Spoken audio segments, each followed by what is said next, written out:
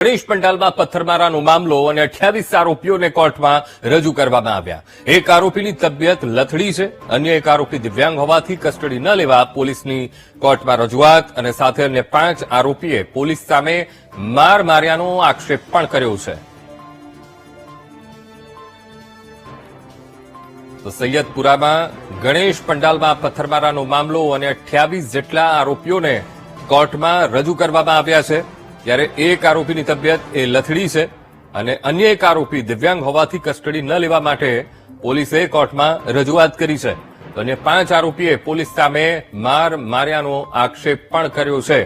તો 28 આરોપી અને 28 આરોપીની ધરપકડ કરવામાં આવી અને આજે કોર્ટમાં રજૂ કરવામાં આવ્યા છે। સુરતના સૈયદપુરા ગણેશ પંડાલ પર પથ્થરમારાનો મામલો અને તરત જ પોલીસે કાર્યવાહી કરીને આ 28 લોકોની ધરપકડ કરી છે અને આ 28 લોકોને કોર્ટમાં રજૂ કર્યા।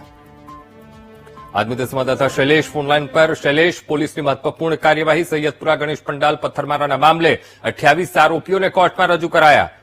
શૈલેષ, જી, બપોરના 3 વાગ્યા પછી પોલીસે લાલગેટ પોલીસે તમામ આરોપીઓને હાલ કોર્ટમાં રજૂ કર્યા છે અને કોર્ટમાં આ તમામના 14 દિવસના રિમાન્ડની માંગણી કરવામાં આવી છે। લગભગ 14 થી 15 જેટલા જુદા જુદા મુદ્દાઓ રજૂ કરવામાં આવ્યા છે પોલીસ દ્વારા અને એ તમામ મુદ્દાઓને આધારે આ 28 આરોપીઓના રિમાન્ડની માંગણી કરવામાં આવી છે। હાલ કોર્ટમાં પ્રોસિજર ચાલી રહી છે।